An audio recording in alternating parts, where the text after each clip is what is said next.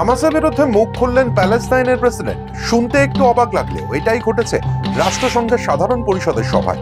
এই সভায় বক্তব্য রাখছিলেন প্যালেস্তাইনের প্রেসিডেন্ট মাহমুদ আব্বাস। বক্তব্যের শুরুতেই 7ই অক্টোবর 2023-এ ইসরায়েলের ওপর যে বর্বরোচিত হামলা হয়েছিল তার নিন্দা করেন তিনি।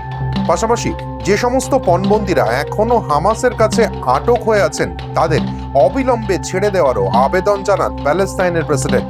তবে এখানেই শেষ নয়, হামাস সদস্যদের অস্ত্র সমর্পণের হুঁশিয়ারিও শোনা গিয়েছে আব্বাসের গলায়। শুধু হামাসই নয়, অন্যান্য সংগঠন যারা হামাসকে সাহায্য করে তাদেরকে অস্ত্র সমর্পণের হুমকি দিলেন প্যালেস্তাইনের প্রেসিডেন্ট।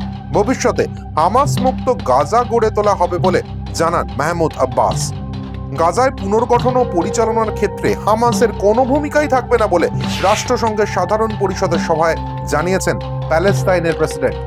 এবার এসব শুনতে যতই আশ্চর্য লাগুক, বাস্তবে হামাসের সঙ্গে প্যালেস্তাইন অথরিটি মানে যে দলের প্রতিনিধিত্ব মাহমুদ আব্বাস করেন তাদের সাপে নেউলে সম্পর্ক। একদিকে প্যালেস্তাইনের ওয়েস্ট ব্যাংক নিয়ন্ত্রণ করে মাহমুদ আব্বাসের নেতৃত্বে প্যালেস্তাইন অথরিটি, অন্যদিকে গাজায় রয়েছে হামাসের নিয়ন্ত্রণ। 2005 সালে ভোটে গাজায় ব্যাপক সংখ্যাগরিষ্ঠতা নিয়ে ক্ষমতায় আসে হামাস। তারপর তারা ঘোষণা করে প্যালেস্তাইন অথরিটির কোনো সদস্য গাজায় ঢোকার চেষ্টা করলে তাদের সির্ফ মেরে ফেলা হবে। বাস্তবেও বহু বিরোধী নেতাকে হামাসের হাতে খুন হতে হয়। এবার আসে 7ই অক্টোবর 2023-এর পরবর্তী সময়, যখন ইসরায়েলের আক্রমণে গাজা কার্যত শ্মশানের চেহারা নেয়। ইহুদি বাহিনীর আক্রমণে গাজায় অধিকাংশ হামাস সমর্থকের ইতিমধ্যেই মৃত্যু হয়েছে। যে পালের গোদারা বিদেশে আশ্রয় নিয়েছিলেন তাদেরও বেছে বেছে জাহান্নামের টিকিট কেটে দিচ্ছেন নেতানিয়াহুর সেনা।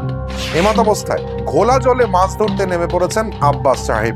দুর্বল হামাসকে সরিয়ে গাজার ক্ষমতা দখলের স্বপ্নে বিভোর মাহমুদ আব্বাস। এদিকে প্যালেস্তাইনকে রাষ্ট্র হিসেবে স্বীকৃতি দেওয়া হবে বলে জানিয়েছে ফ্রান্স, অস্ট্রেলিয়া, পর্তুগাল, ইউনাইটেড কিংডমের মতো গুরুত্বপূর্ণ দেশ।